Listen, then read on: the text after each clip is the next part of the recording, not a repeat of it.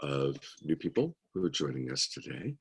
I want to acknowledge, I'm going to put the spotlight on him for a moment, Christopher Zwick. This is Debbie's son, who's doing all sorts of amazing, wonderful work for Love Coach Academy. He's redesigning our web pages and making a lot of things happen. So it's just downstairs in the house where I live. So welcome, Chris. And we also have Miriam, who is joining us and is going to be doing the course with us. I heard her chatting briefly, so as you already know, she lives in Thousand Oaks. So welcome, Miriam. And we have Greg, who's a friend of Candace's, and somewhere through those bushes, there's a human being. We see elements of a human being, and that would be Greg. That's great. So, hi there. Hi. Hey, Greg, welcome. What part of, you're in Colorado, if I recall correctly? I'm in Boulder, Colorado. In Boulder, yeah, that's a beautiful place to be. I like what Mariko wrote. Love the grass cam. So, and yeah, you know, I heard Eco Agape. Oh, beautiful. Well, welcome, Greg. Welcome. I heard Miriam asking what people were from. We've got people from all over. We have Mark, who's in Germany, which is quite amazing. Candace in New England, several of us in California, and Mimi, who's on the East Coast. So welcome, everybody. This is technically module 2 of our 12-week course. About half the people in this class have taken the course previously and are taking it again because they're love coaches. And so as love coaches, and the part of the the Love Coach program, they are going to be guiding some of our pods, are going to be leading us initially, but then we're going to be going into breakout rooms where everybody's going to be working on what we're working on today. So last week, which was module 1, and was all about self-sourcing. And today in module 2, we get into the basics of differentiating between our thoughts, our feelings, it's like my heart here, and then our needs, like what's down in the power center. Our thoughts, our feelings, and our needs. Learning how to differentiate between the difference of those. And so we're going to start by having all of you do a little practice. I'm going to ask you to think of the most painful thought you've been running through your mind recently. You're not going to share it with anybody unless you want to, but I want you to just get in touch with what's a painful thought you've been running through your mind this week. It can be about somebody else. He doesn't love me. She doesn't respect me. Or it can be a painful thought about yourself. I'm not going to make enough money. I'm not going to have money for rent. I'm afraid I'm going to get the coronavirus. But pick one painful thought you've been running.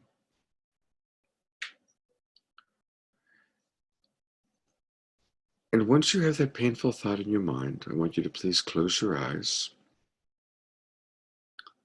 and run that thought through your mind several times, over and over and over. And even if you've done this practice before, because I've got you on gallery view so I can see who's practicing. So even if you've done this before, please do it again. Running that painful thought through your mind. And as you run that painful thought through your mind, notice how your body reacts.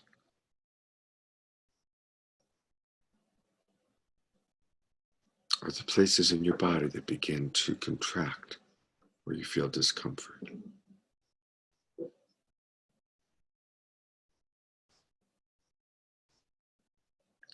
And how has that painful thought has begun to impact your being?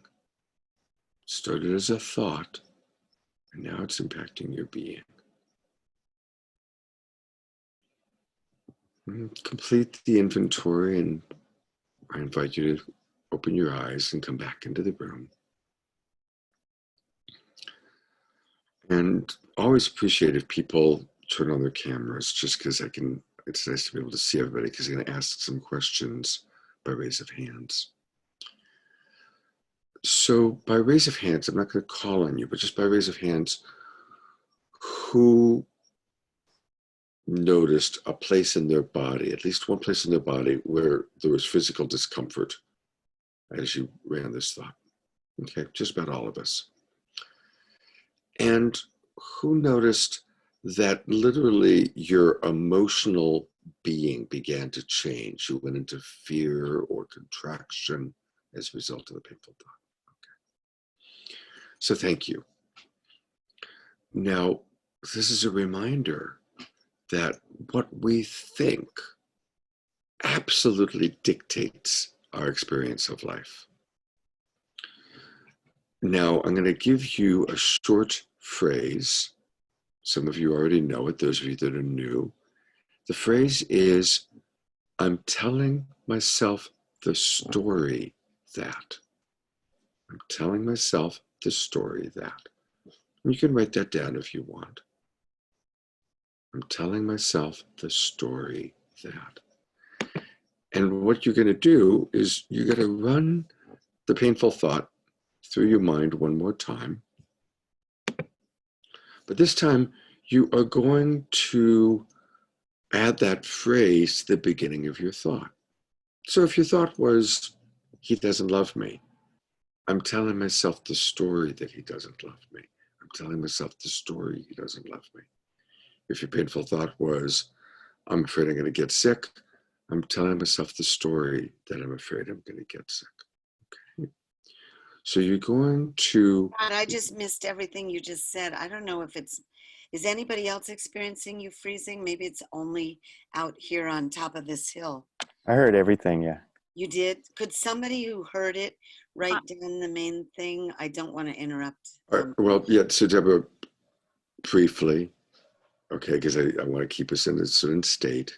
Okay. So what you're going to need to do, because you kind of missed the first part, I guess, but again, whatever painful thought people were running, you're going to add the phrase, I'm telling myself the story that, and put that at the front of your painful thought. Okay? Got it. Thank you. Now I can remember that I've learned that.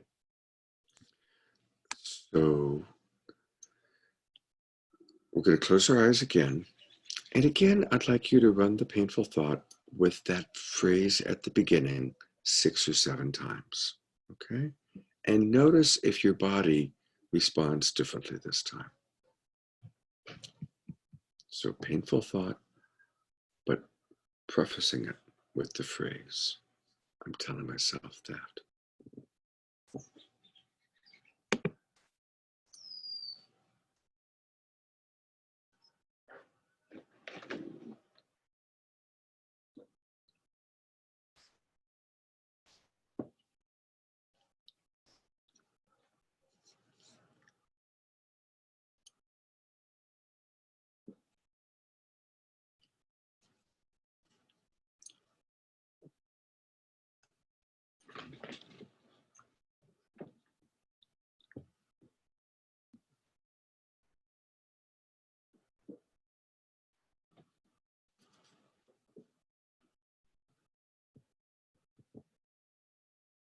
And after you've done that and noticed how your body's responding the second time, I want to invite you to come back into the room, opening your eyes.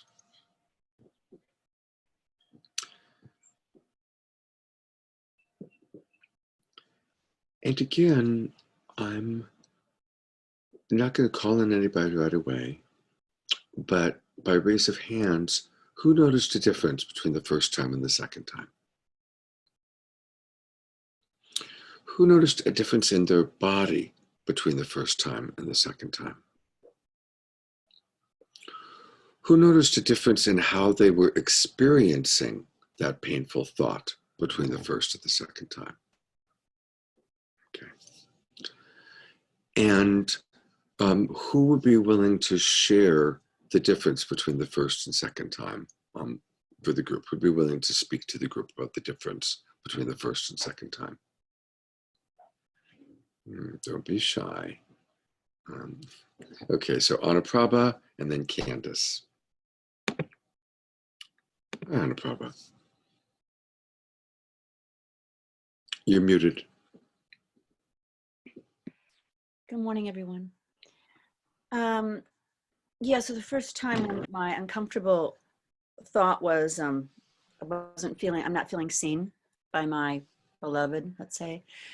And really my heart, I just started contracting my heart. My heart got really tight and my nervous system went on high alert. And I just felt myself getting smaller. And when we went into, I'm telling myself the story, there was just that separation and expansiveness. I'm telling myself the story that I'm not being seen. I'm telling myself the story that I'm not being listened to. I'm telling myself the story that my heart's contracting, my nervous system is hyper, getting more excited, and so that really helped calm me down actually when I'm changed to I'm telling myself the story. Just calm my nervous system down a lot and allowed my heart to really relax and just take a couple breaths and really come back into my body. So that's what really helped.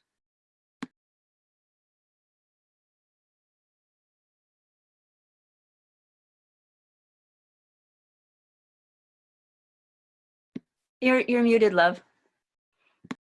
See, thank you. So yes, I was explaining that we twinkle in Love Coach Academy. We twinkle people, and that's our way of saying thank you for sharing.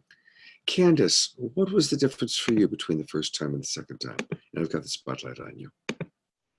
Well, interestingly enough, I'm really glad, Anna Prava shared, because so the first time before we went into the story part, I didn't feel much in my body. It was my head. I didn't feel as connected to it. Like it was like my thought, just thinking, my brain. And then when I went into, I'm telling myself the story, that's when I really started feeling it in my body. There was a level of empathy and understanding and connection to the story. I feel like I got more connected to the story when I went into that, but not attached. Not like I believed it more. I just understood why I am telling myself this story a little bit better and had more empathy.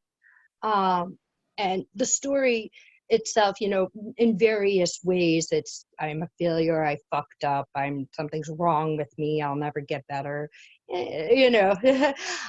especially around the blindness and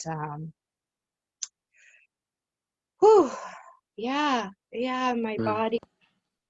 Thank you. Thank you, Yeah. Candace. Thank you. So, we're twinkling you, dear. Thank you. Twinkle, twinkle. One more person want to share? Laura C. Oh, I forgot to change my Laura. Just call me Laura. No Okay. C. So the first time actually I felt like a repulsion, like I was gonna throw up if I kept saying the phrase, because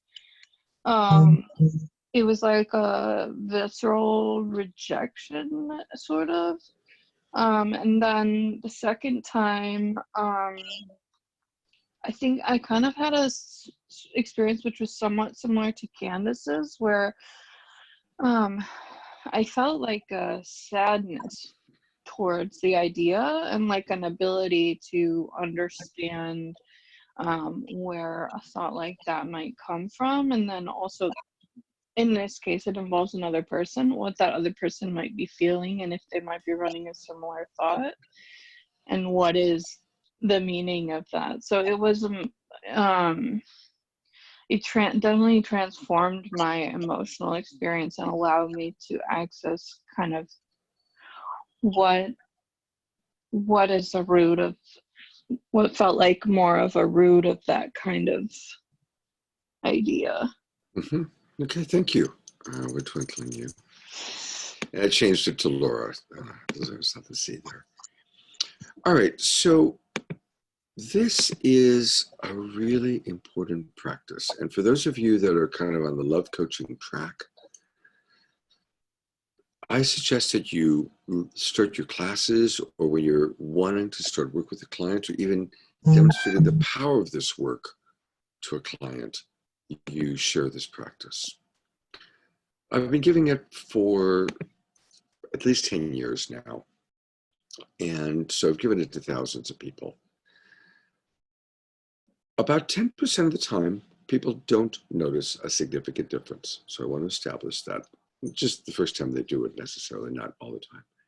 But 90% of the time, people notice a significant difference.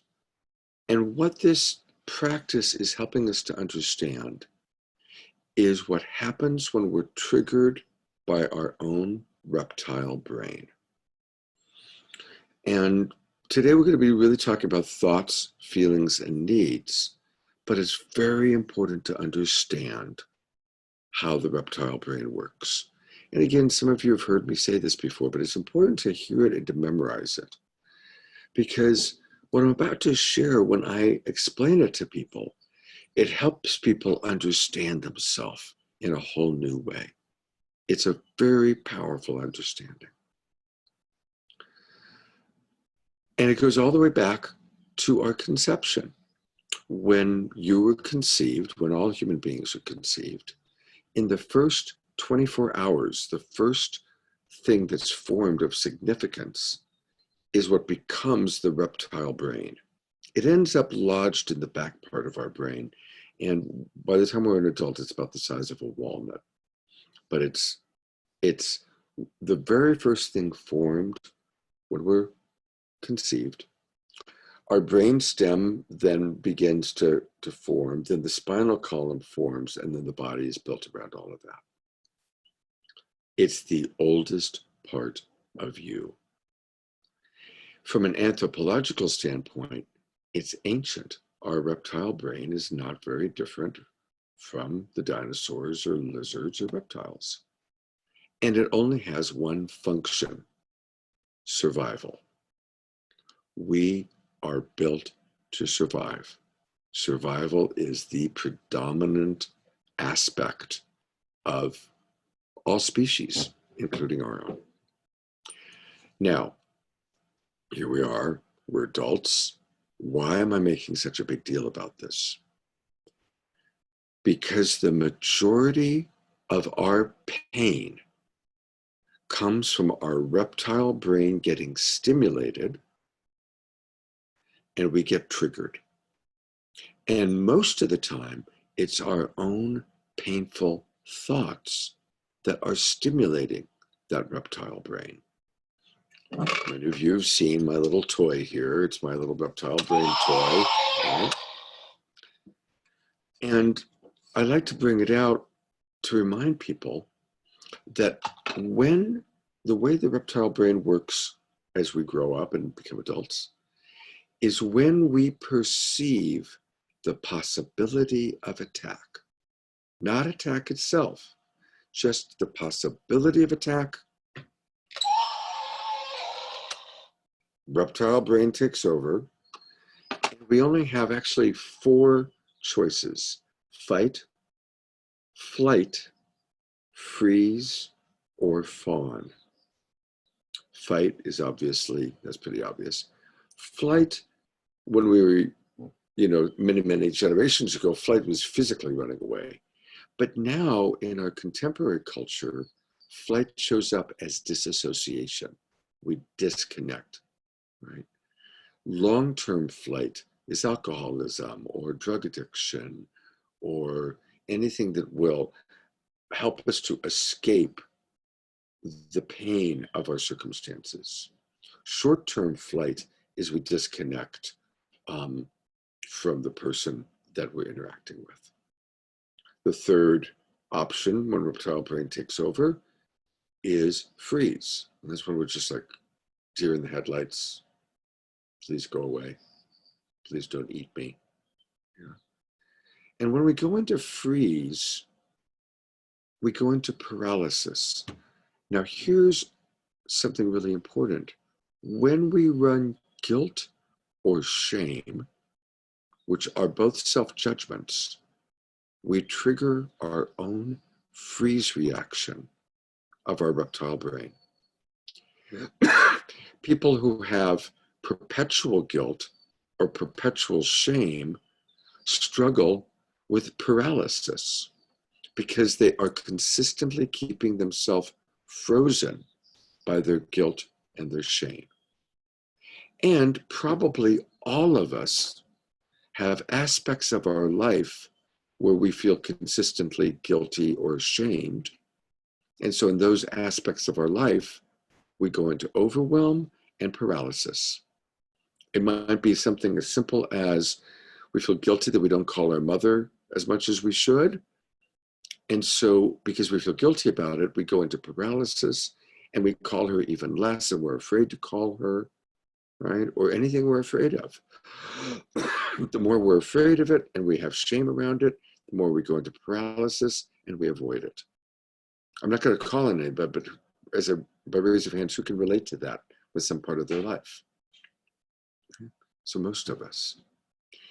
The fourth reaction that takes place when our reptile brain takes over is fawn.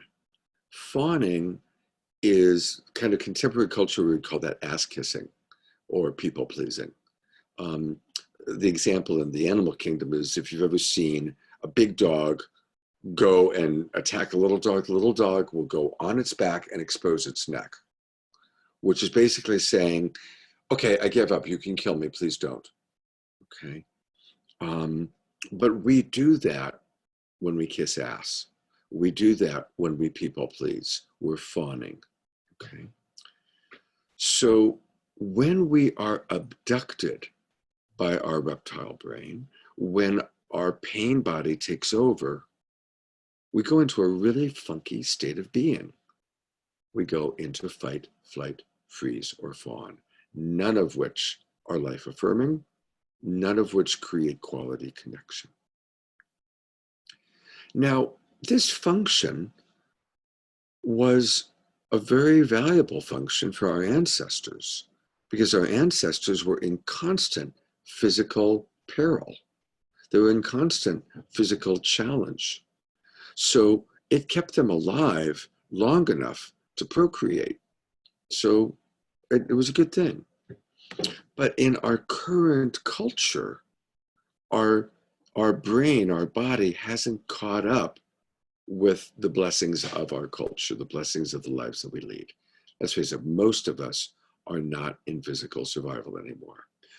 But, and this is really important, you catch this, we still have the possibility of attack that stimulates us. But now, possibility of attack is not an animal that wants to eat us or a neighboring tribe that's attacking us. Now the possibility of attack is the way someone talks to you. Scott, what's wrong with you? Right? It's like, it could be just a person in our home or a boss or an authority figure, right? I mean, we all have had the experience probably if you're driving and then you see siren, a red light flashing behind you, and oh my God, your whole body just freezes up because you're about to be pulled over by a cop, right? It's scary. So our bodies take over. And because this is relationship essentials, this is why this is right away in our second course, so important to understand. Because in any relationship you have, there will be moments that that person that you're in a relationship with, whether it's a family member, a lover, a friend, a workmate, a roommate, there will be moments where you perceive the possibility of attack by that person. It might be their tone of voice. It might be their choice of words. It might be their volume. It might be their level of intensity, right? It's like, you drive me crazy. I just can't stand it when you do that. Well, that's like very intense, right? It's uncomfortable, right? So these are the things that can trigger our reptile brain thinking, oh my God, I'm under attack. And then based on our relationship with that person, we choose fight, flight, freeze, or fawn. If we think we're the bigger reptile, we might choose to fight with them, right? If we don't think we're the bigger reptile, if we think that they can really hurt us, then we're going to choose one of the other three options, okay? So what I'm going to do is, in a moment, I'm going to put you into breakout rooms where you're going to be talking about, very candidly, about your reptile brain and what you notice where it takes over.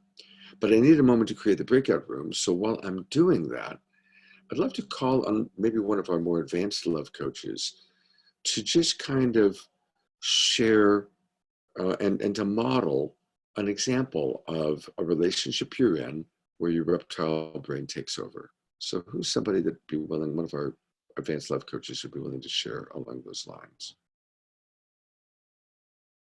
Okay, Deborah, and then Lolly.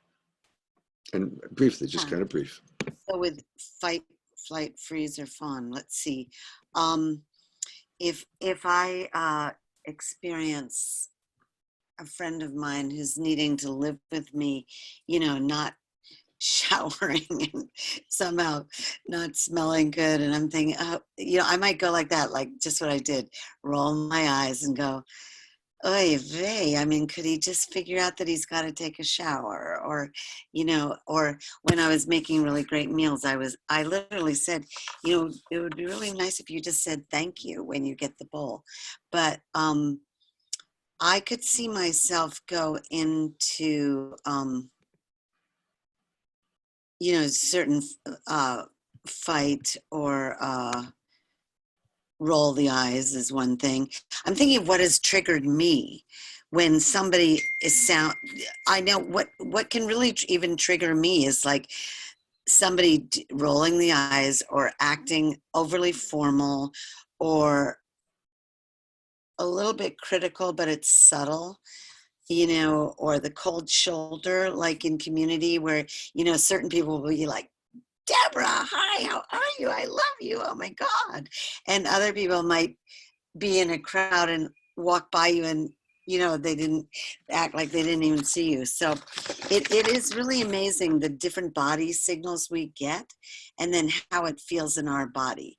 Thank you. Thank you very much, Deborah. And I was Thank just you. going to say what I noticed the difference is in my breathing. When it feels really safe, I'm really breathing deeply and I just love breathing. And if I'm scared or feel insulted or criticized, I can notice my breathing getting shorter. Thank you. Great. Thank you very much, Deborah. Thank you. Lolly, what's a specific example? Yeah, twinkling, Deborah. Thank you. Deborah? Yes.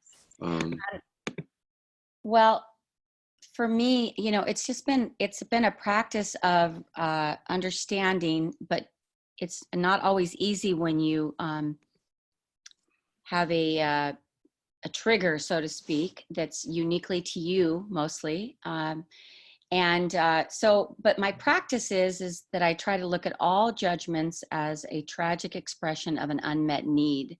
And so when I feel myself get triggered, I just try to duck that judgment, whether it's to myself or from the other, and just take a pause.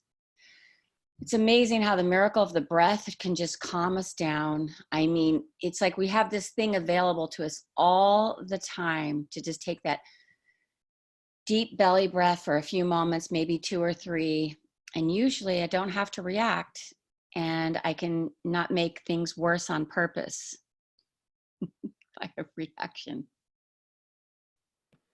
Thank you. Thank you very much, Lolly. Christopher, did you initially log in as Scott Thomas? Okay. I need you to make me the host because I haven't been able to do breakout rooms.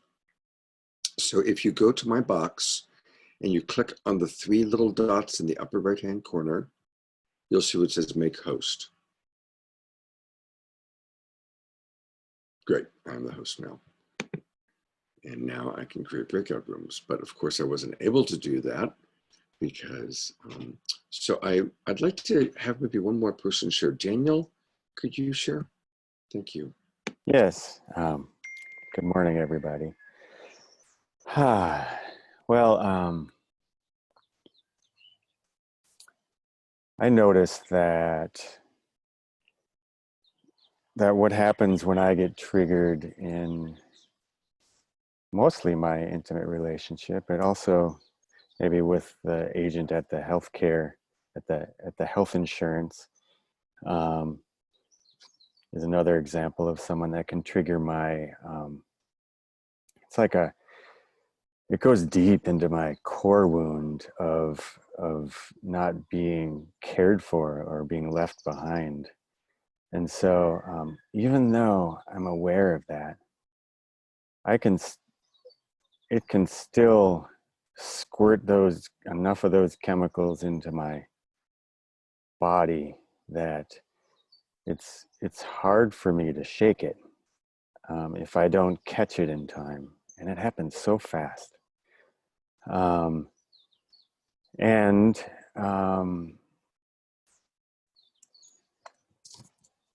When I recognize it and take a breath and take my space and just go inside and recognize that I'm telling myself the story that I'm gonna be eaten by saber-toothed tiger, so to speak, and realize that it's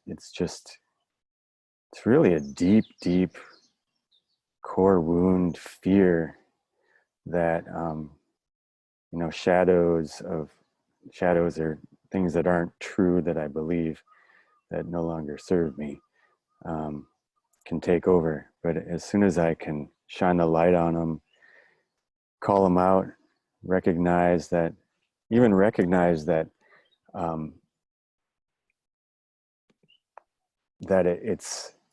they were originally showed up to protect me.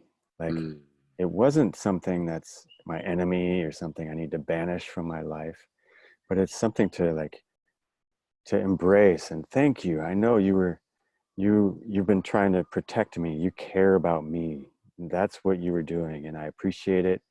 And I need to be the one in control now. You're not the one that needs to be running the show right now, and I appreciate you. So Beautiful. That helps me. Yeah. Thank you, Daniel. That's a twinkle, Daniel. That's beautiful. Thank you. Thank you very much. So we're going to go into breakout rooms right now. And what I want to do is I want to encourage everyone to really share kind of honestly what comes up for you when your reptile brain takes over. And I really want to acknowledge what a good job Daniel did of kind of, speaking slowly, talking about his process, but then talk about how he works with it. So we will go into breakout rooms for 15 minutes. There's going to be 3 or 4 people in each breakout room. I'm going to stay in the main room with 3 of you or 4 of you. The rest of you, in a second, I'm going to say I'm opening up the breakout rooms, and you'll need to click to join your breakout room. And pod leaders are going to be Daniel, Anupabra, and Lolly. Those are our pod leaders. And really, basically, just having a discussion about each person's reptile brain, what their relationship is to the reptile brain. Like, for example, Deborah Haviland mentioned when she first notices it's, so what are the early warning signals? What are the symptoms that our reptile brain is taking us over. These are the things that we want everybody to explore a little bit. So we're going to do 15 minutes. If people need to take a bathroom break, then do it during your pod. But please don't make it quick, or please do make it quick. And again, it'll be 15 minutes. So we'll be coming back here in 15 minutes. And I am now opening up the breakout rooms. So if you're getting a little notice that says click join room, please click that. And again, if not, you're going to actually be staying in the room with me, in the main room here. And Lolly, you got to click join room. And hello, Miriam. Hello, Candace. Hello, Greg. I am going to unmute each of you. Okay. Am I with you, and- Scott? I didn't see the breakout room. Yeah, no, you're with me. You're with me. Okay, perfect. Yeah. I thought that Greg and Miriam, since you're new to the course, Hello. I would have you, kind of work with you a little bit, so you get a little Excellent. extra attention. Excellent. And Cool. Can I, if you want to see me, can just you verify that you can see me? Because I not, right. because I don't see very well. Yeah. So I understand, Greg, that you, like Candace, have the same condition where you're partially or fully blind. Yes. And actually, we can't see you. We see leaves. We see in the background that there is a person, but the close-up is of the leaves. That's much better. Now we see you. That's great, Greg. I like your hat. That's a really Thanks. cool looking hat. Yeah. So I love Boulder, Colorado, by the way. I almost moved there a long time ago. It's a beautiful place to be. Right on. So you're all Oh, welcome. there he is. Hi. Hello. How are you? Good. How are you doing? Good. Miriam, are you familiar with Zoom? Have you used Zoom before? I'm becoming more familiar by the day with Zoom. I bet. But I don't use it a lot. It's just with COVID, I've used it a lot more. Right. So Well, do you know about the difference between being able to have it on speaker view versus gallery view? that I don't. Is there, let's see, do I go up to the top of the screen and Are you on a phone or a computer? I'm on my iPad. On your iPad. iPads, sometimes it's different ways. Take a look and see at the upper corner. Do you see where it says either speaker or gallery view? Yes. Okay. So when it says speaker, like right now, it would just have me. But if you put it on Okay. gallery view, then you see all the boxes of everybody. Oh, gotcha. Okay. So click Right. on gallery view. Yeah, I kind of like it on gallery view. I keep it on gallery Oh my view. gosh. I feel like we're on like one of those news programs. I feel like we're on like CNN or something. So, Exactly. We are. there Just- we go. Just Okay. be aware. Yeah, Okay. when the whole class is together, I always joke it's like the Hollywood Squares or the Brady Bunch, if you remember. Yeah, those the old Brady shows. Bunch. I love it. So I'd love to just hear from each of you. What's your experience of your reptile brain? What's your experience? Like, when do you get abducted, or what are some of the early warning signals for you? Who'd like to speak first? Well, I'll go. Okay. So hopefully you can hear me clearly. I've had a little bit of laryngitis, but my voice is coming back. So I want to speak specifically to hardships that have happened over the last couple of years, particularly with regard to health. My husband was diagnosed with leukemia a couple of years ago and had to be hospitalized. It was actually a kind of sudden thing that came on. He had Lyme disease previously, but got a sudden diagnosis of leukemia. So we lived in a tiny town about 2 hours away from LA, and everything had to be put on hold. Our whole lives were put on hold, and we had to just jump into the car and go to UCLA, where he chose to be treated. And during that time period, I think I went through all of the things that you mentioned. Initially, I froze when I heard the diagnosis. I was in shock. I had no idea that he was grappling with this potentially deadly disease. And then during the process, and even up until the current day, I feel like sometimes I zone out, like I'll go on Facebook or I'll do things that distract me. So I don't confront the reality of the situation directly, especially when I start dealing with my own chronic health issues for the last 3 years. Sometimes I will tune out because I don't want to face reality. That he has a potentially still deadly disease, even though he's in remission, and I have a mystery illness, and doctors can't figure it out. So when you had us go into that initial story, I told myself the story like I could die, like they could find something. They're still investigating things that are kind of scary. So I think I, freeze. I flee from the problem by distracting myself. In terms of fighting, it's interestingly enough, I was intimidated by physicians, especially in the Western medicine model when all this began. But because I felt like I wasn't being attended to and nurtured, I started to fight back a little bit with doctors. I started to challenge them and use my voice. And now I'm really insistent. If I feel like I'm not getting the right treatment, I'll either use my, either go to another physician. So I'll use my self-autonomy, go to another physician, or I'll challenge them. And not in a way that's aggressive, but in a way that says to them, I need to be nurtured. Now, the last one, fawn, actually, it's interesting you brought that up. I'm not as familiar with that one. I always hear fight, flight, freeze. So that's kind of like you said, the ass kisser. Yeah. I don't generally go into that mode. I'm trying to think of a time that I have.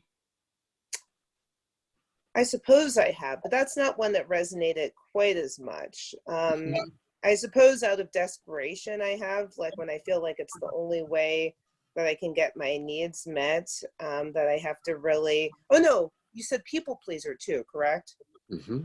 People, Yeah, oh my absolutely. People gosh, I'm a pleasing. people pleaser. Oh my gosh, but I've gotten out of that mode over the last couple of years because I realized that this is my life. I feel like I've been a people pleaser most of my life, trying to attend to people and definitely being in the caretaker role. I want to make sure everything is done correctly.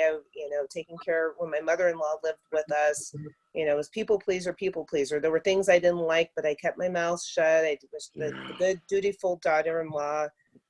So I'm not an ass kisser, but I'm a people pleaser. But that role I'm stepping out of as I get more into my power. Yeah. Beautiful. Yeah. So thank you. That's really, first of all, thank you for sharing vulnerably. So we are Sure. twinkling you. Let's Thank twinkle. you. Thanks. It's interesting that just by chance, all three of you are people dealing with really significant health issues. Candace is recently gone blind. And Greg, I haven't met before.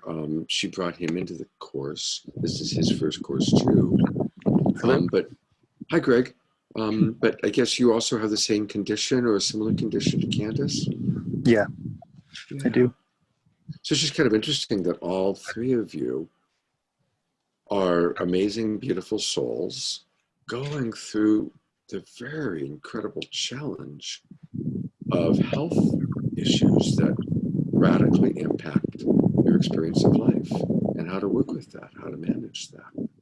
So I just want to give you, all three of you, some serious empathy.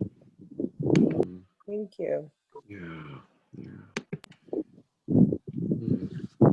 Greg, there's, with your microphone from an audio standpoint, when you touch it, or we're getting a lot of audio noise. So I want to hear from you. Just what I'm doing is I'm muting you when you're not speaking. Because I don't know if it's because you're outdoors or we're hearing wind noise, or because I know what you're talking about. Or because you're touching it. I'm not sure. But I'd love to, I guess, let you speak next. Just a little bit about what comes up for you around your relationship to reptile brain. Let me know if this is better. I think it was just that it was leaning up against my shirt. Yeah, So yeah, I think this is better. Thank you. I was trying to cover it because sometimes when the wind blows, it gets like really loud. So, yeah. So my experience was I have been doing this journey over the last few years of exploring what my story is, as you talk about, and my story that I'm telling, and yet not wanting to be telling, is that I don't connect to people very well. And actually,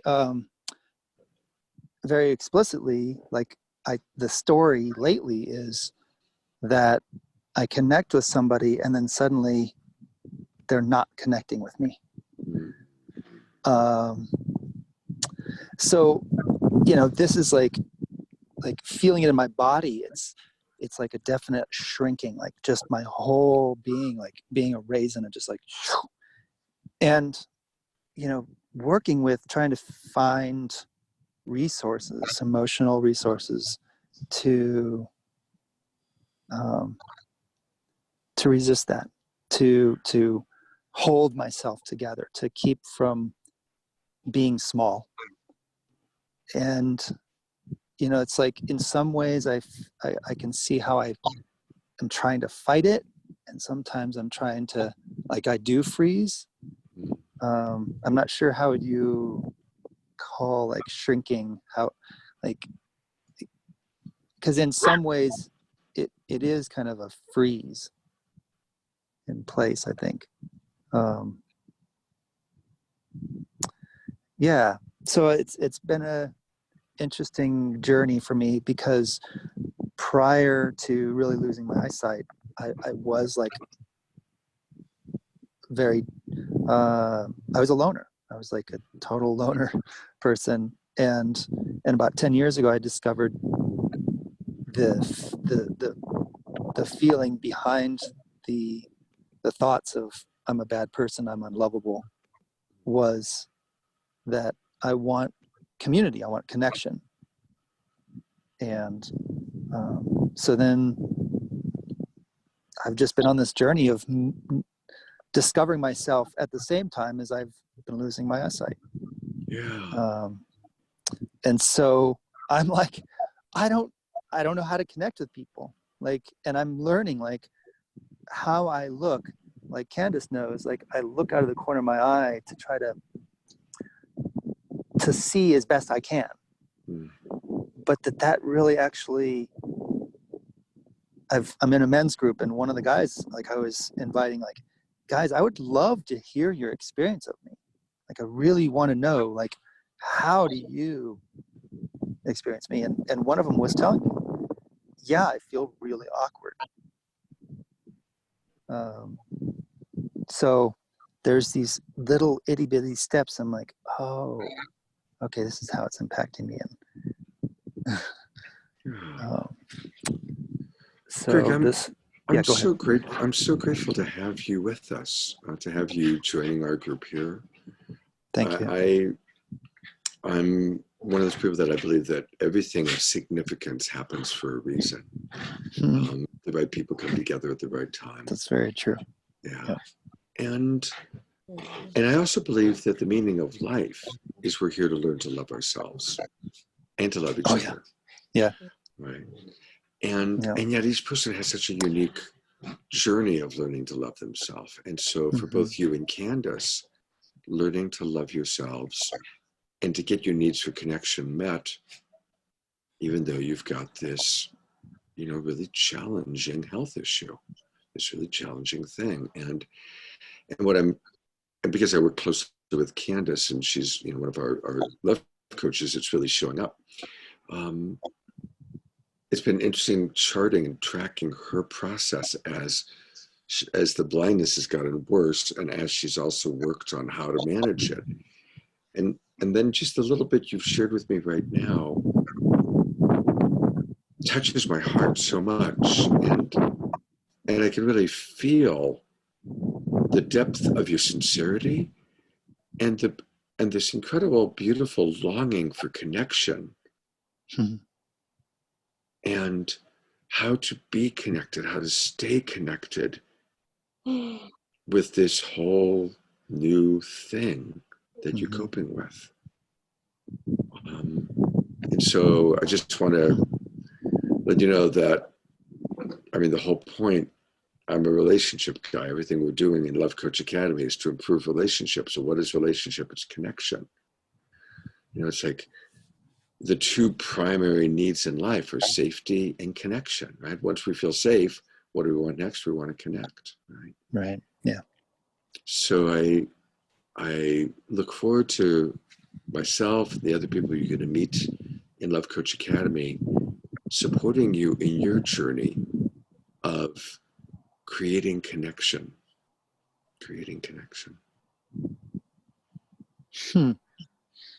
Wow, that's really, there's so many ways. You have no idea how many, at so many levels. Yeah, thanks. Thank you. And I want you to know I feel you, because we're empathy based here, and I'm an empathy guy. Even though I can't see you, we're seeing we have a beautiful image of a tree. Okay, it's a beautiful image of a tree, and it's okay, the tree.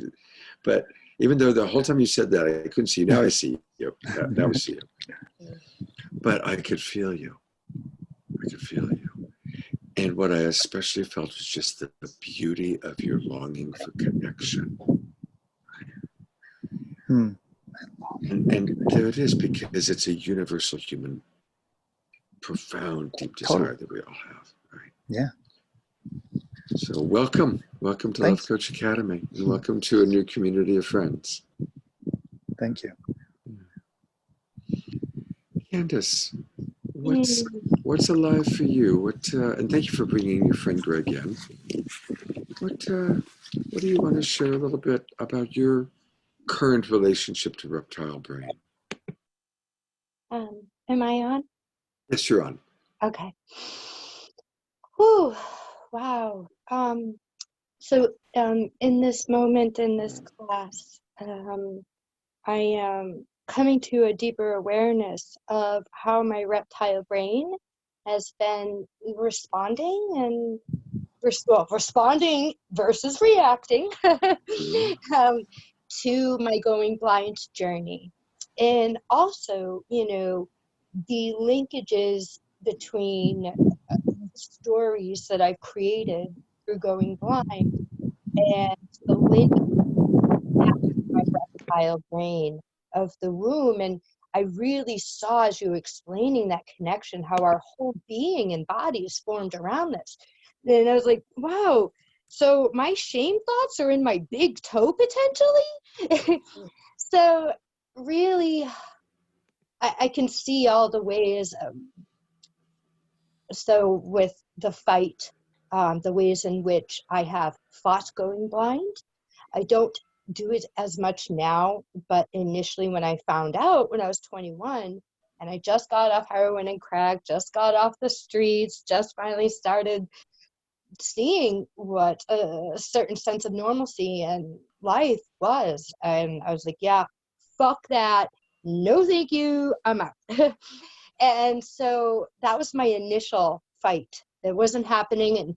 But that fight is also very linked to my relationship with Fawn in this, which is which I think you call it a spiritual bypass. Also, like, oh, this isn't happening. I'm going to have a spiritual experience. I don't need to figure out how to go blind because I'm going to be the shaman in the woods and everything's going to be great. And just kind of ignoring this reality that I'm going blind. Actually, that would be flight. That would be flight. Yeah, yeah. That would be flight. It's a psychological flight. It's disassociating. Okay. Right. Flight is when we disassociate from what is, right? And so that's really a flight reaction.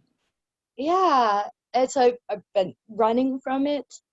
Like this last 2 years of this depression, it's definitely been a freeze. Like I've been in freeze. And, you know, you say fawn and you say people pleasing, I also see this part of me that can ignore things, just like, oh, that's not happening, you That's know? flight. That's flight. Yeah. Okay, all right. Because I'm thinking about how fawn represents in my relationship to myself and to God and life. Because right now I'm not looking at my reptile brain in response to my relationships with other people. It's my relationship with myself and going along. Right. Yeah. Fawn could also be seen as total surrender, right?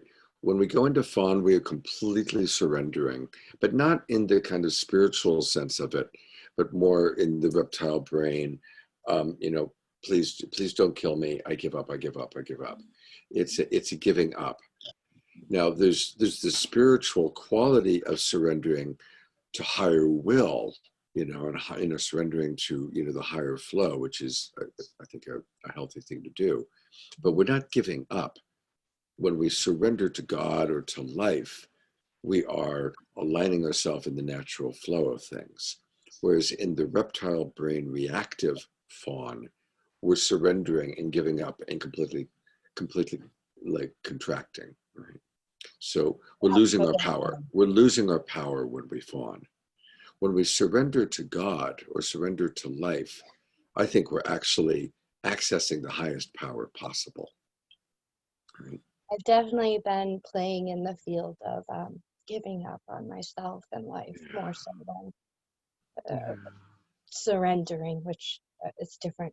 You know, feel like I'm more in surrender today. So patting myself on the back, but in deep recognition of the level of giving up I've played. Yeah. And I want to, you know, acknowledge that it's not bad when you or any of us are in these experiences. It's part of the human experience. And, you know, part of the human experience is having compassion for ourselves or for others when we're in reptile brain reaction. Certainly, the quickest way to bring someone out of reptile brain reaction, including ourselves, is to accept, okay, I'm in reptile brain right now. I'm really scared. To acknowledge it, but not keep running the same thoughts. And then I'm going to talk to the group about how we move out of it. In fact, I am going to let the group know that they've got 60 seconds to come back in. And we can see you perfectly now, Greg. Thank you. Thank you for telling me. Yeah, it's a perfect shot. It's a perfect shot. And I see that you're holding the microphone to make sure that it doesn't go against the shirt. So it's actually a really beautiful image because we see you perfectly. You have a beautiful, very stoic face. You look like a cowboy because you got the hat. Right, totally. Yeah. So definitely, you know, I think I'm going to change it to Cowboy Greg. No, don't do that. Oh, no. I won't. I'm joking. But no, you look great. You look awesome. Yeah. Well, thanks for telling me what he looks like, Scott. Oh, he's a good-looking guy. He's a good-looking guy. Oh, this isn't really me. This is a fake image. No, take it in, Greg. All right, here comes Lolly's group. The Brady Bunch. It is. See how it looks like the Brady Bunch, right? All right, welcome back, everybody. So Greg adjusted his camera, so now we can see what Greg looks like. So let's all twinkle Greg in the grass cam. Hi. Grassy Greg. Yeah, grassy Greg. There it is. Grass Greg. That's me. Touch So, Grassy Greg. I'd love to hear from each of our pod leaders, just briefly, if there was a theme or any jewels that came out of your sessions. Maybe start with Daniel.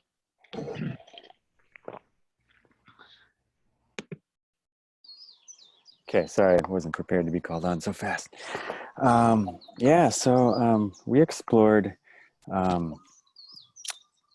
about story, you know, looking at it as the story we're telling ourselves, and noticing the difference that happens, but also the idea of changing the story into something that is affirmative and life-giving and positive and supportive. And then we also explored the all the flight, freeze, fawn scenarios, and how, you know, the fight response can border on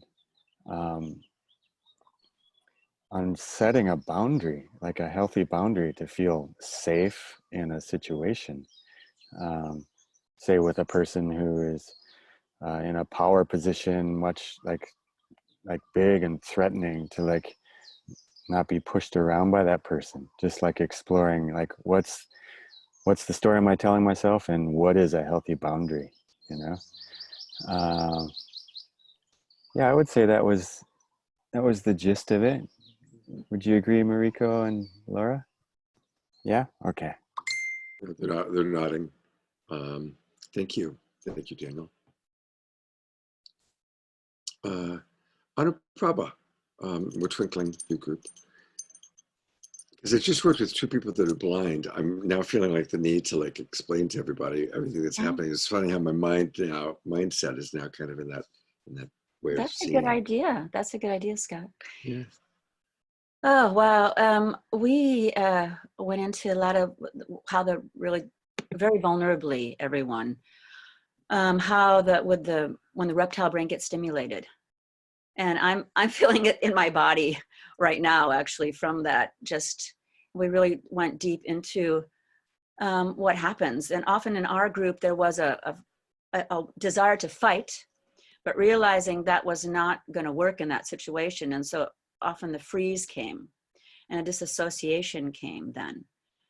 And just how important it was to take a pause in that, and also to really breathe into the body, to come back into the body, you know, and to really, you know, slow it down. Because with Timothy was saying, like, with the reptile brain, he often calls it the fast brain. And how often he sees how he can be in that a lot during the day, in that fast brain, and it is a survival. And then how important it is, he's focusing on the frontal lobe, right? To slow things down. And then also, we're just talking just how important, really, I think for everybody, we've had times when we wanted to disassociate, and how we heal and come back into it is really through the breath, through being in the body, and through really kind of coming in, calming down, and like checking out how we're feeling, feelings and needs. Well, thank you. You're segueing us into where we're going to go next. So that's a good teaser for where we're going to go next in the class. Thank you, Anuprabha. Lolly, you're up. How'd things go with your group? Highlights? Our group was really nice. It basically, we talked about how curiosity helps us integrate. Like, we don't wake up, we're not born with a handbook about how to deal with the primitive brain, right? So we get to practice, and we get to celebrate when we finally find our truths and lean into curiosity, and celebrate that as we are able to source those triggers and tell ourselves a different story and have new awarenesses, so that we feel more integrated. And that way we're much more available for everybody that loves us. Beautiful, beautiful. Let's twinkle Lolly and her group. And you know what I'm loving is that all three groups kind of went into, okay, how do we handle it? Which was actually different than what the assignment was, I want to add, by the way, which is okay. It's not a make wrong, but it's interesting, our human nature, because reptile brain is so uncomfortable. Okay, great. It's uncomfortable. How do we get out of it? And everything that you guys all shared were beautiful tools, and definitely opposite where we're going to go next in today's class. But I do have to admit, it's interesting to note the discomfort with talking about reptile brain. You know? And I recently was working with someone who I was taking them through this practice, and she didn't want to do the painful thought more than once, because You know, we all know or many of us know that law of attraction. We don't want to, run negative thoughts through our mind over and over. And I really respect this person that, I was working with. She's a wise woman.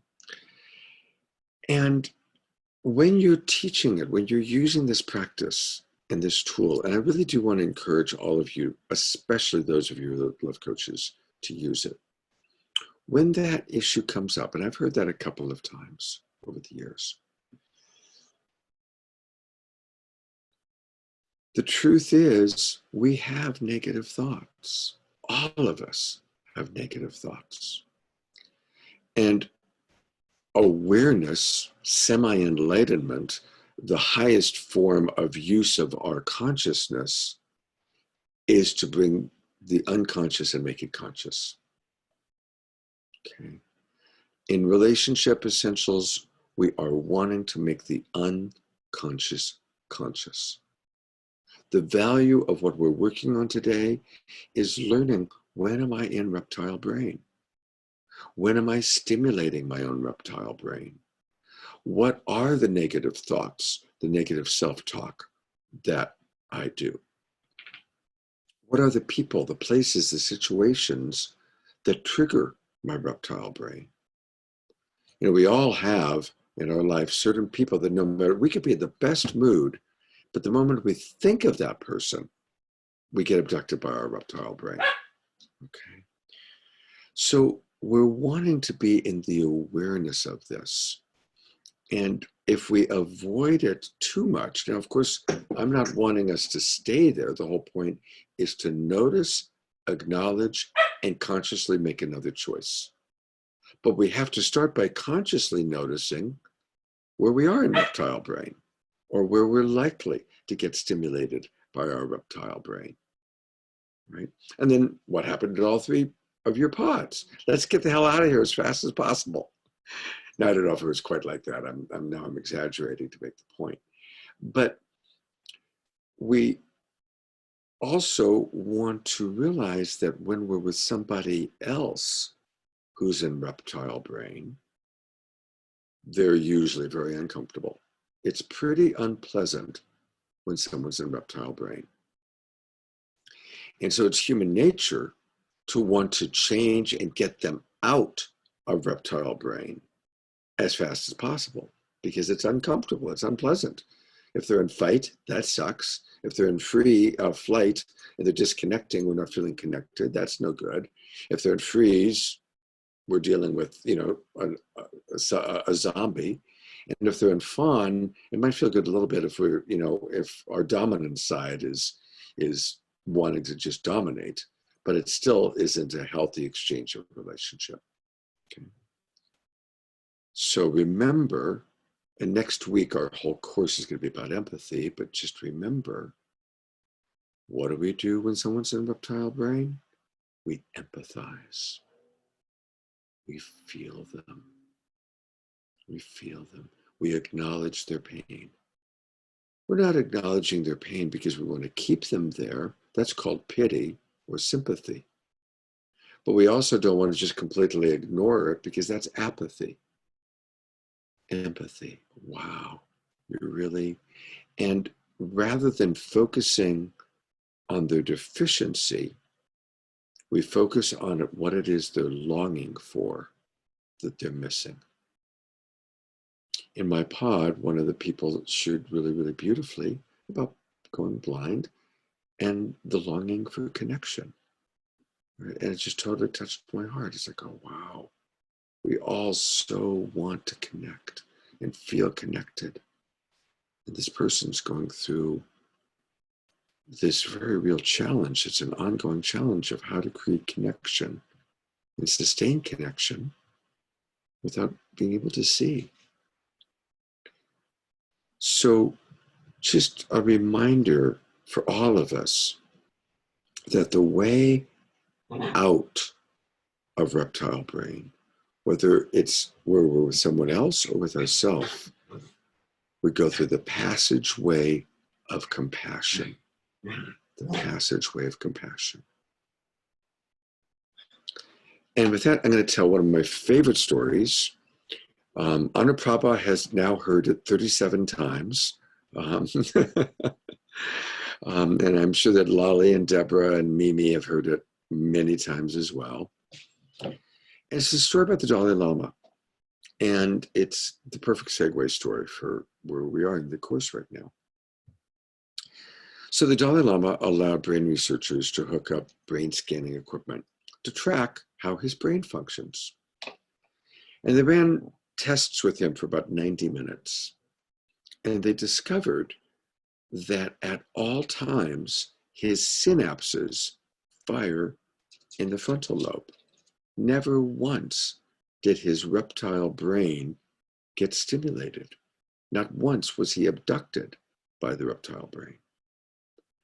And they kept throwing harder and harder things at him until towards the end of the experiment or the research project, they showed him photographs of Chinese soldiers burning down a Tibetan temple.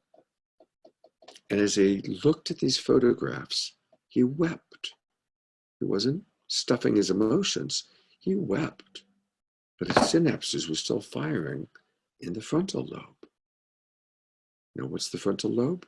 The frontal lobe, also the forebrain, is where the empathy center of the brain is and where the observer part of the brain is.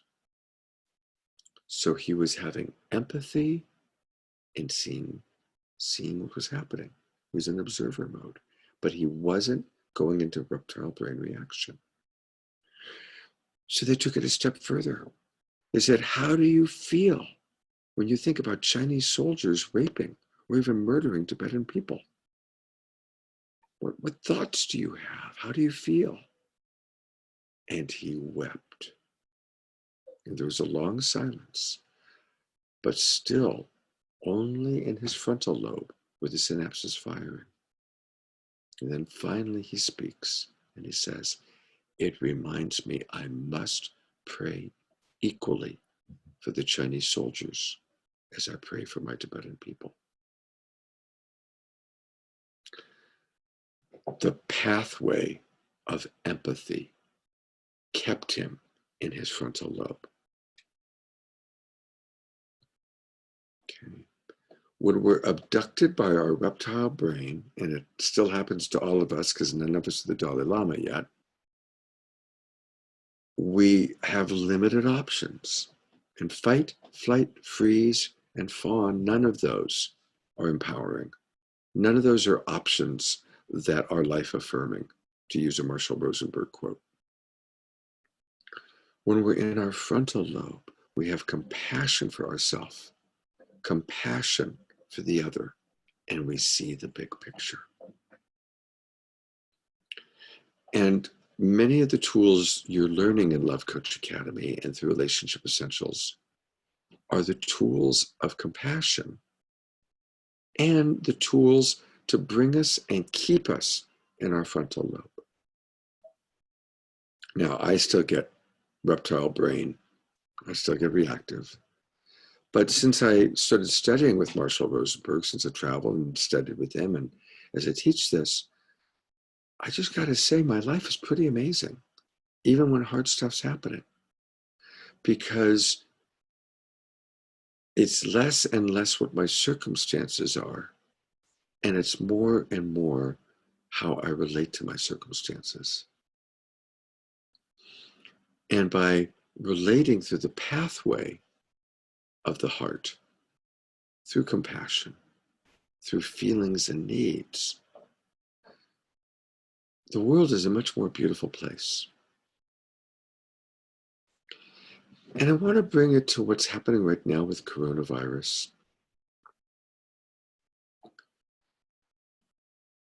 We are in unprecedented times.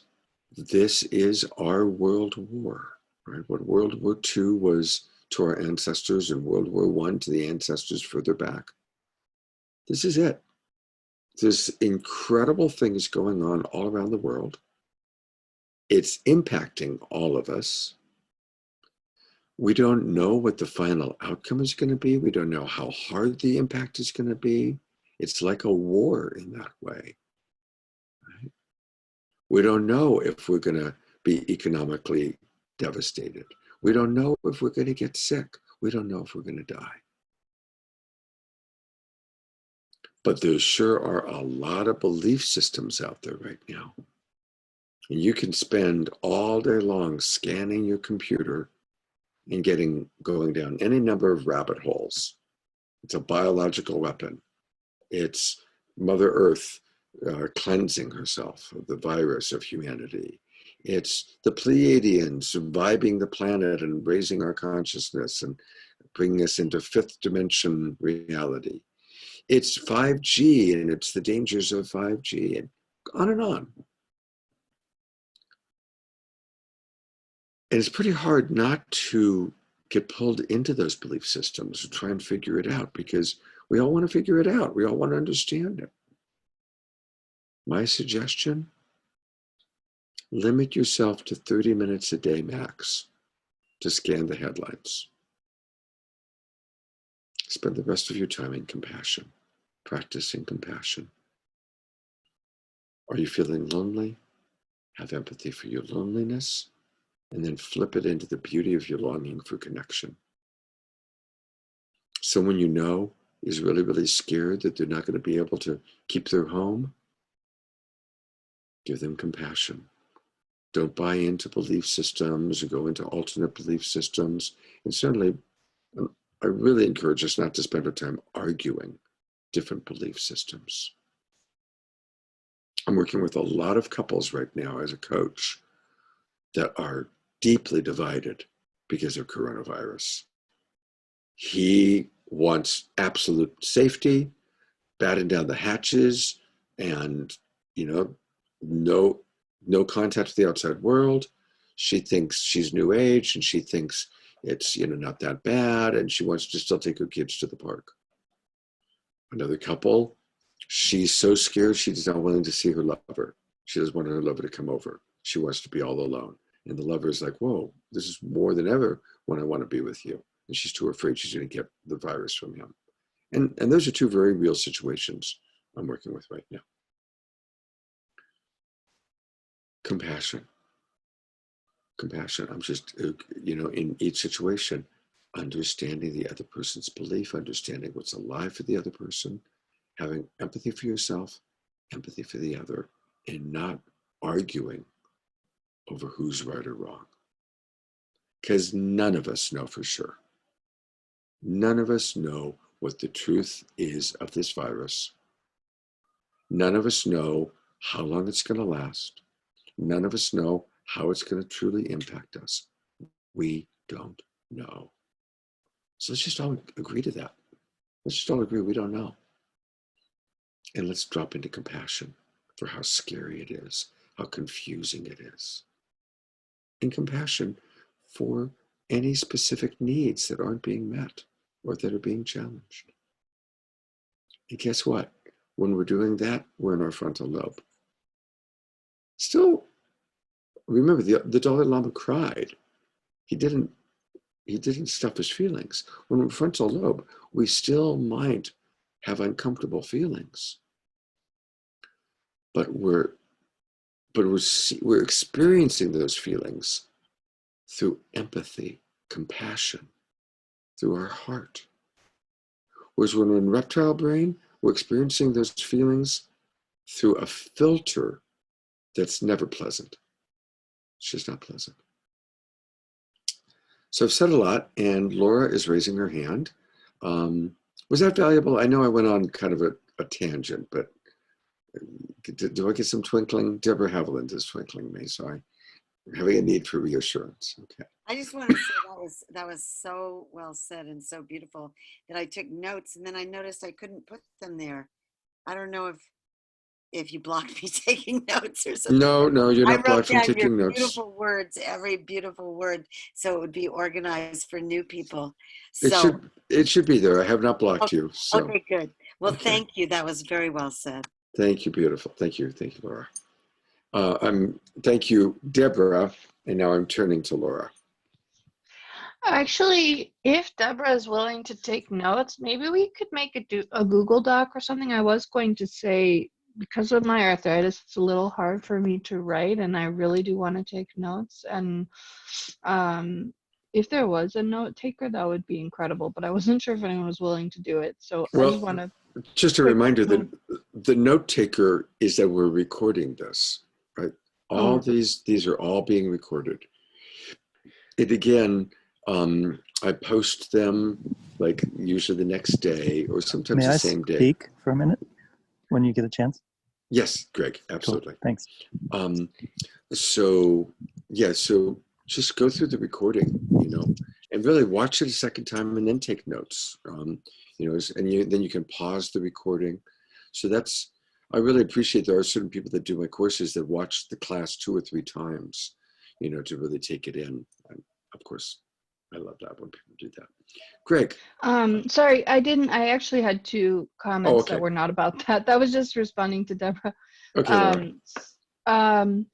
So the first thing I wanted to say was, I was wondering if you could speak a minute about compassion as opposed to empathy, because we've spoken a bit about empathy, but not as much about that compassion and how you see that difference and how to play it out better. And then the second thing was, I've been thinking about how, and maybe some things in our group brought up for me, how like some people do not have always the benefit of not being in real life fight or flight modes, and how do we conceptualize that for them? Or, I mean, not as an act that we're doing. I mean, how do we think about what they're facing?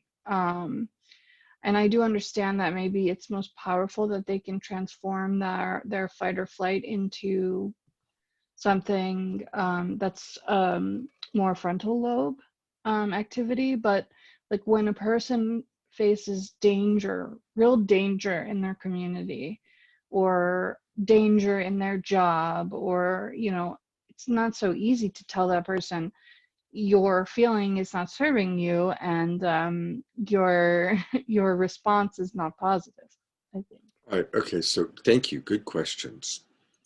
Well, first off, there are times that our reptile brain is a wonderful ally, right?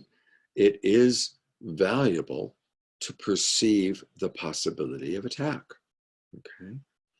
And that's where our logical mind, because we talked about there's the reptile brain, there's the frontal lobe, but there's also the logical mind. That's another part of the brain. And so reptile brain, so let's just take a situation. Reptile brain, possibility of attack. Logical mind can then determine, is this really dangerous? Am I really in danger, right? You know, if we hear a sudden voice, reptile brain, possibility of attack, logical mind, oh, that person wasn't yelling at me, they were yelling at somebody else, okay? Logical mind took over. If that person's yelling at me, I'm definitely going to be in reptile brain for a moment, probably, to see, is this person yelling at me because, and are they going to hurt me? Are they going to physically attack me? No, they're yelling at me because they want my attention. That's still logical mind. They're yelling at me because they feel I've been ignoring them. That's still logical mind. Oh, they need to be heard. They need to be understood. Now I'm in my frontal lobe. Okay, giving them understanding. I could go on and on and on with different examples. And next week's course is going to be all about empathy and compassion. So I don't want to go too far on that. Timothy, I saw you raise your hand. Is your hand a response to Laura's question? Okay, and we will get to you in a moment, Greg. Go ahead, Timothy.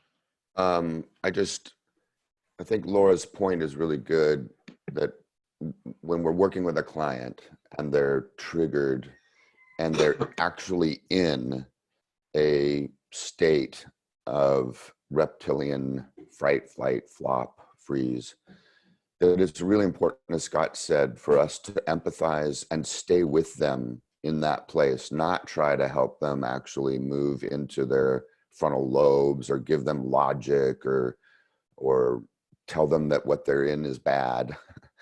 but to really empathize, and in my work to seek what is the impetus, or what is the gem or the gift that's deep, deep down, usually in our past, underneath this response that they're having to their current situation. But first and foremost, empathy, and just really being with them in that state. Yes, of course, we want to try to help them out of it, but if we go too quickly, often we're missing, again, the impetus or the gem that is underneath that reaction. So I think your question's really, really good.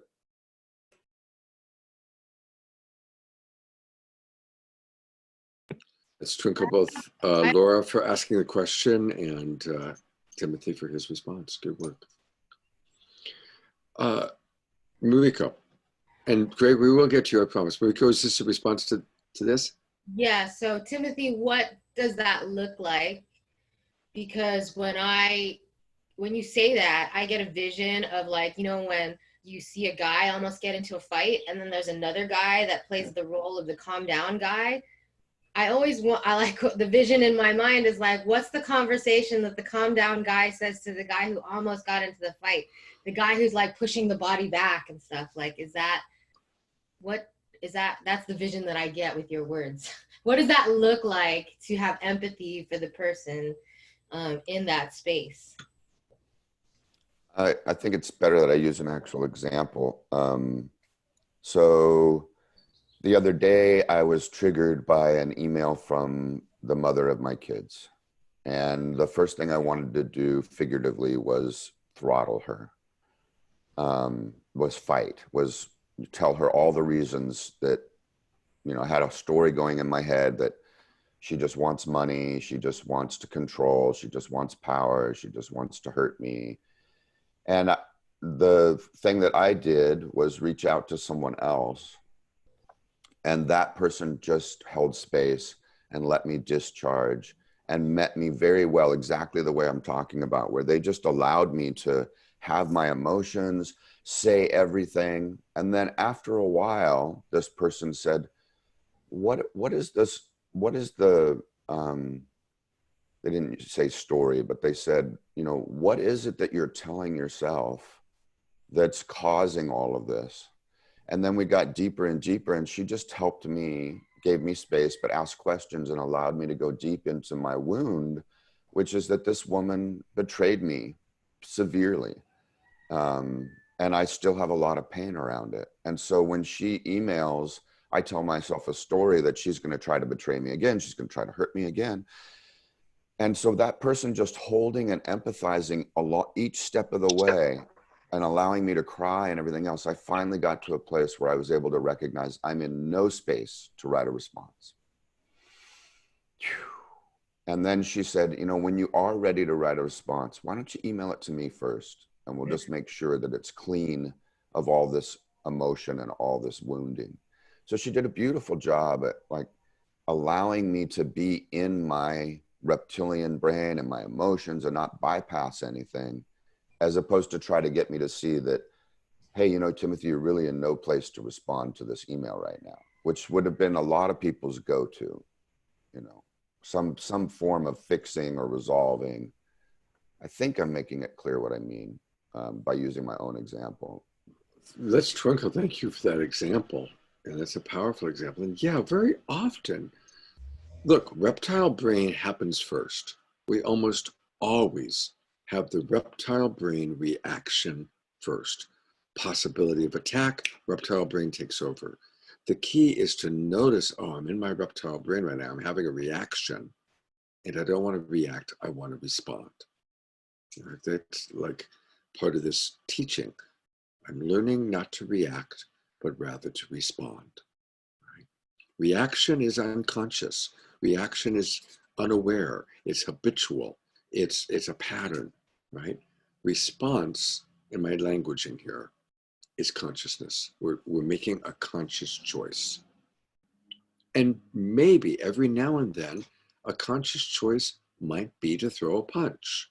There may be some moments and situations in life where there is a conscious choice to throw a punch. but it's very, very, very, very, very rare that that's really the highest response possible or the most useful response possible. So when we are in genuine, significant danger, absolutely, our reptile brain is valuable. But how often is that really the case? Really? Pretty rare. Even in Timothy's beautiful example, he was not in danger. Now, maybe his kids, he's perceiving danger for his children and you know, okay, he's shaking his head no. So, you know, he was in reaction because of the pain from the past. It was all within himself. Greg, thank you for your patience. I am unmuting you. And I'm trying to unmute you. I'm really trying to unmute you. Okay, there we go. Okay, we can hear you. You can hear me? Okay. Yes. Actually, so my first comment actually was around when they were talking about the taking notes. I love notes, but every time somebody comments, I hear the comment over you. So that's just, I don't know if Candace has that same experience because of my technology. But the comment I wanted to, the other comment I wanted to say was, for me, this was look at a journey into asking myself if my concern, my fear of not connecting is actually true. And I'm recognizing I'm making kind of a mountain out of a molehill because I do have connection. It's just not always what I want. It's not always with everyone that I want to connect with. And I have to let my story go. So it's like, in some ways, yes, it is my reptile brain that says, you need to connect with people, because that's the story, especially for me. So thanks. Well, thank you, Greg. That's all Twinkle Greg. Two Twinkle, things. twinkle. On a technical level, I think what he's referencing is because of the technology he has, when somebody writes something in the chat box, I guess right, he's nodding his head. So Blah, blah, blah, blah, blah, blah, blah, blah. right, Yeah. okay. The other thing that, just to riff on what Greg said, some of you have done with me the process of how to transform pain into gratitude, and I don't want to, it's a whole process, but the gist of it, using Greg's, what he brought up. So we all can probably relate to situations where there's someone in our life we're wanting to connect with and they're not connecting with us the way that we want. Okay, we've all been there. To the degree we keep our focus on the deficiency and we keep thinking over and over and over and over how they're not connecting with us, and then we make up a story, it's because she's a bitch, or it's because I'm a loser, or whatever it is, the more we do that, the more we're just digging a deeper and deeper and deeper pit of, and it's horrible. And it's literally a pit until we're finally in a pit we can't even get out of the pit. We've dug such a deep pit, we can't even get out of it. What's the way out? We acknowledge what we're longing for. We're longing for connection. We acknowledge the deficiency. My desire for connection with Sally isn't being met the way that I want. And we mourn that for a bit. And then we pivot out of the deficiency that Sally's not connecting with me the way that I want. And we drop into the beauty of our longing, the longing for connection. We pivot out of focusing on the deficiency into the beauty of the longing. But don't skip the step of mourning, M-O-U-R-N-I-N-G, that you're not connecting with Sally the way that you would like. It's okay. Feel the sadness, feel the disappointment, feel the anger or the frustration. Don't stuff it, acknowledge it. But don't stay there and don't make a story up about it. Okay. You pivot into the beauty of the longing. Miriam, are you raising your hand? To interrupt, I just want to piggyback on that, if I may, Yes. just briefly. So I have two experiences, about going into fight mode, because my normal mode of my normal MO is I'm a very sensitive and empathic person. And as I mentioned with my health journey, it brought up some anger around the healthcare system, doctors, and just being in this state of being, this unhealthy state of being. But at least that's a story that I've told myself. And it's partially true, but I believe part of this is a spiritual journey as well. Anyhow, what I want to say is that going into fight mode with doctors actually has led to my assertiveness and catapulted me into new power that I didn't realize I had. However, like you said, it's acknowledging that you're in that mode and not creating a story out of it. But for the first time ever, like, fighting has felt good. And it brings me back to, and I'm ashamed to admit that, but it brings me back to an alternative school that I worked with at-risk children where we used to live. And a lot of them had the reality, and I didn't grow up in this reality, but a lot of them have the everyday reality of having to fight people physically. And so I like what other people mentioned about, you have to meet people where they're at when you're working with clients. And I didn't try to bring them into this enlightened new agey awareness. I wanted to hear their story and where they were at in that moment, and of course tried to transform anger into something more productive. But I think when I experienced this in the healthcare system, I understood exactly where they were at, the empowerment that sometimes anger brings about. And sometimes anger can be transformative. When you look at things like the civil rights movement or the women's movement, it was a catalyst for change, but it's like, where do you stay? Where do you want to, so anger empowered me. But now where I'm at now is like, okay, Miriam, now it's time to like really pull the reins in and really, what are you going to do with this anger? But for the first time in my life, I was able to say that word anger, whereas before I avoided it. Beautiful. And that's very relevant and absolutely applicable. Absolutely. And I don't have to tell you being twinkled, you're not blind. Yeah, thanks. Yeah, twinkle back. I'm so used to telling Candace, now we're twinkling you, Candace. So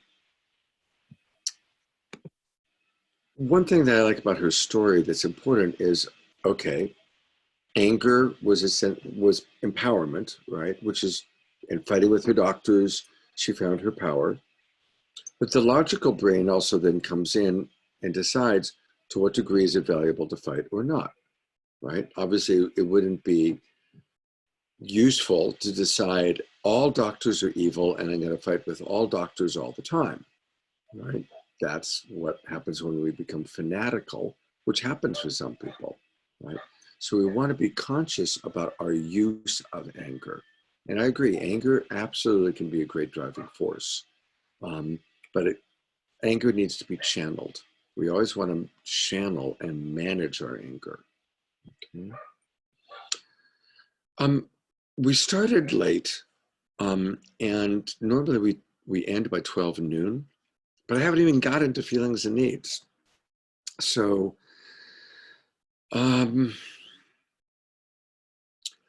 what I think I'm going to do is really briefly introduce feelings and needs. And then next week, we're going to go into feelings and needs a little bit more, and then we'll start empathy. So we might be, we're a little bit behind, but that's okay.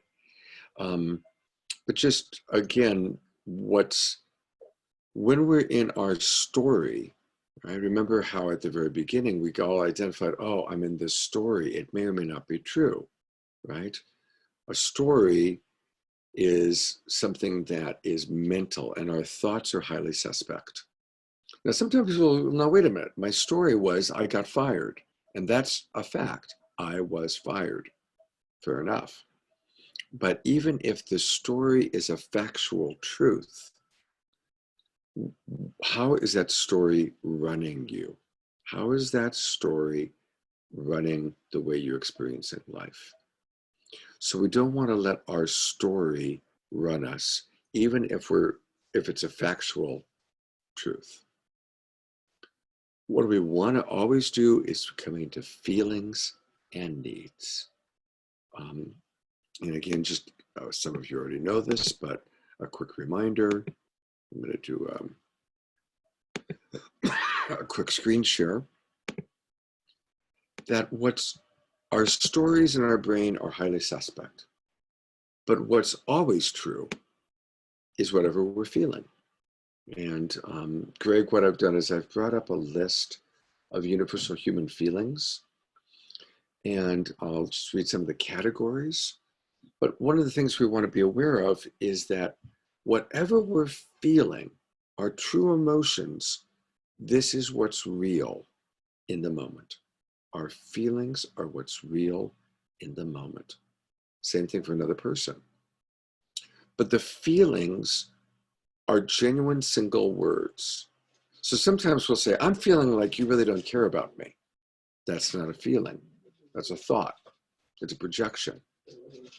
What might be accurate is I'm feeling sad or I'm feeling scared because I think you don't care about me. Feelings are single words: afraid, annoyed, angry, confused, embarrassed, tired, sad, vulnerable. Those are some of our uncomfortable feelings.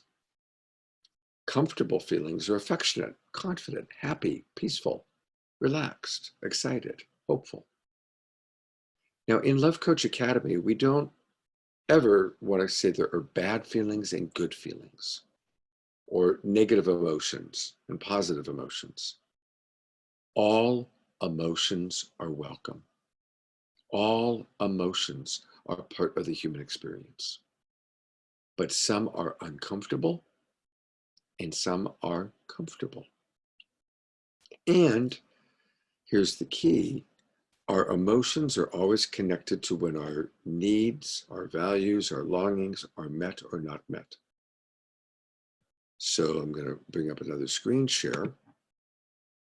That is recognizing, and this is what I'm about to bring up, is the list of what we call universal human needs and longings.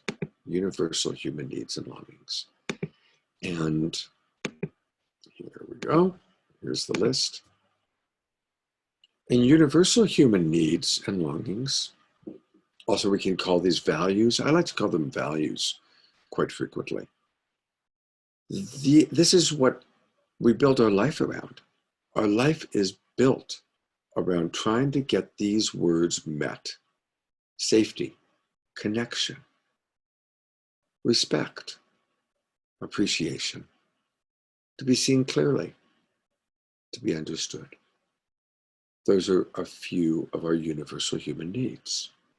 We value these experiences. Everything we do in life is an attempt to get some universal human need or needs met. When our needs are met, we have comfortable feelings. When our needs are not met or are threatened, we have uncomfortable feelings. What's always real are our feelings and our needs. And I'm going to send you guys these lists. These lists will be available in the Relationship Mastery thread. I'll put them up right after. And Greg, I'll add you. I'm going to need to, I'll Facebook friend you, and I'm going to add you to the thread that you're on. I'll have Candace kind of help you with that. So in conclusion, I'm going to do a couple examples. I'm afraid I'm going to get the coronavirus and I'm going to die. Well, I may or may not get the coronavirus. I may or may not die. That's not necessarily real, but what is real is I'm afraid. And my value for health is being threatened. I'm going to lose my home. Maybe I will, maybe I won't. What's real is I'm afraid, and my value for stability, safety, is being threatened. You don't really love me. That may or may not be true. What is true is I'm feeling sad. I'm feeling, again, scared. I'm feeling confused because my longing for love, for connection, maybe for reassurance isn't being met. So by translating a person or ourself into feelings and needs, translating our experience of life into feelings and needs is the way we live compassion. I've been doing this for a long time, so I get a lot of feedback, a lot. Scott's the most compassionate person I know. My God, Scott's the king of compassion. I don't see myself that way. I have judgmental thoughts all the time, but I translate most of my judgmental thoughts, not all, but I translate most of my judgmental thoughts into feelings and needs. If I'm having a judgment of myself, what am I feeling? What am I needing? If I'm judging somebody else, which of my needs are being threatened by that person? What's that person mirroring and reflecting to me? So translating life into feelings and needs is the practical way that we create compassion and experience compassion in our daily lives. Now, normally we would go into breakout rooms where you would all practice that, but we're going to do that next Saturday. So I do apologize for falling asleep this morning. I'm still a little bit embarrassed about that. I'm judging myself a little bit for that, but I can also understand I've been working hard these days. A few announcements. Tonight, we've got the Saturday Night Live for the Global Peace Tribe that I'm hosting and producing. We've got amazing speakers, John Gray, the writer of Men Are From Mars, Women Are From Venus. Mimi has brought to our world this wonderful gal, Lizzie Tremaine, who's going to be performing. We've got great singers, musicians, and even our speakers are only going to speak for 5 minutes. Like the John Grays are only going to speak for 5 minutes. We're going to have little wisdom jewels. And then at the very end, we have community connection, where people like Deborah Haviland can share a thought. So join us. It's a really, really cool event. And you can get the details by going to my Facebook page. We're also starting on Wednesday night, our Wednesday night empathy practice groups. And that's going to be at 6 o'clock Pacific time, 3 o'clock for Daniel and Timothy in Hawaii, 9 o'clock for Candace on the East Coast. That would be 7 o'clock for Greg in Colorado. And God knows when, let's see, middle of the night for Mark in Germany. Sorry, Mark, sorry. But it's recorded. You can always watch the recording. And I want to thank everybody for joining us. I am saving the chat, and so I'm going to take a look at all the beautiful things you guys chatted about today. And welcome to our new people. And I hope to see you guys all tonight. God's blessings. Have a beautiful Easter weekend. Happy Easter, happy Passover, happy Resurrection weekend. Take care, everybody.